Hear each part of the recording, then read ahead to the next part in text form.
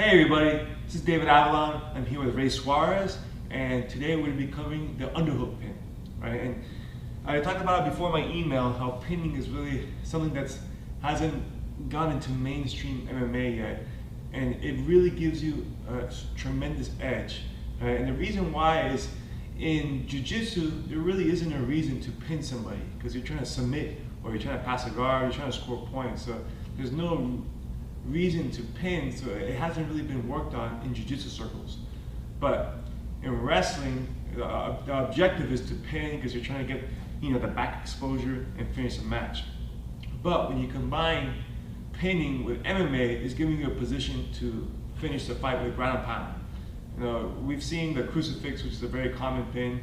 I'm going to show you a lot of different ways that you could pin somebody. And this first method is what I call the underhook pin. It's done from the half guard.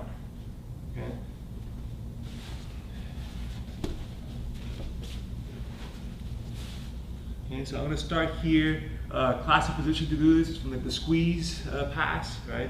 If you don't know the squeeze pass, right? Simply my far, okay, like this is his top leg here. I'm getting the underhook on the far side, getting my hand behind his head, locking my hands and squeezing, okay, right here. So it's a good place to start. And generally, if you're on top, you want to have this far side underhook, all right? That prevents it from sweeping because I can put my weight on him and make it harder for him to try to sweep.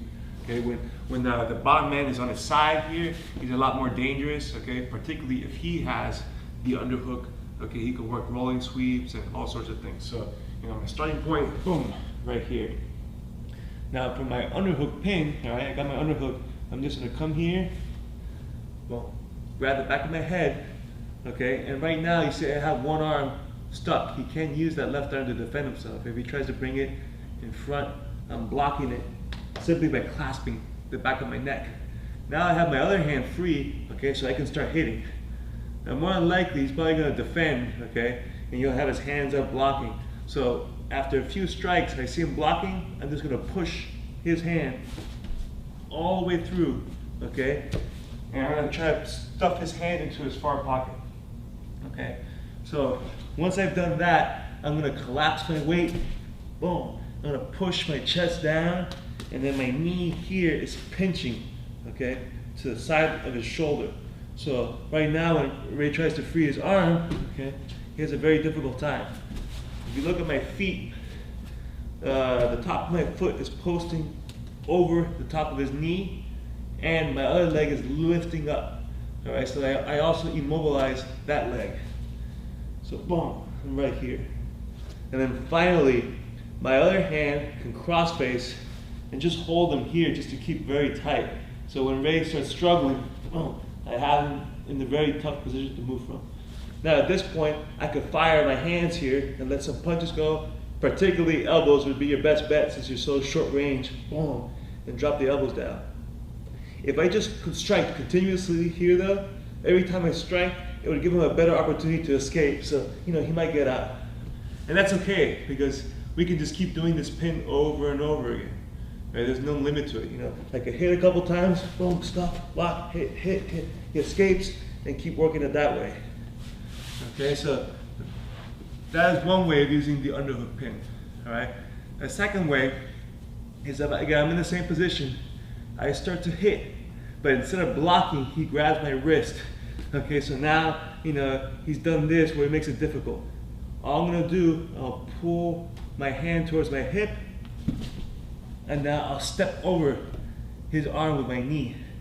So now I have my knee going across, planting on the ground, and when I do this, I'm gonna shift my weight towards my knee now. Rather than putting it on his chest, okay, I'll shift my weight on this leg, okay? This other leg back here is still lifting, and now I start hitting from this side, okay? From this pin, again, he might try to wiggle out, okay? And he'll get out eventually, but now, I can start again. So you can just keep repeating this, either pinning into his far pocket or stepping over it, all right? And you're gonna be doing a lot of cumulative damage while he's just struggling to survive.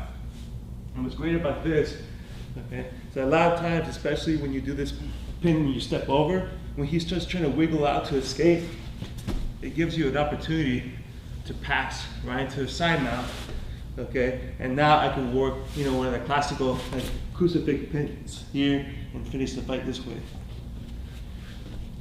Okay, so that is the underhook pin from the half guard.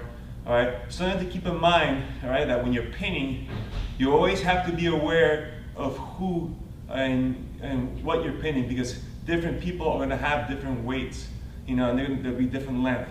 So the way you would pin one person is not necessarily the way you would pin another one. So you got to make sure that before you start striking, that you want to have control and balance. The control is the most important part of the pin. So before you start striking, stabilize the position, make sure he's not moving around or he's able to escape, then start to hit. And you're always going to be shifting between hitting and then, again, reasserting your pin back and forth just like that. All right? Thank you. Hello, and thank you for watching my video.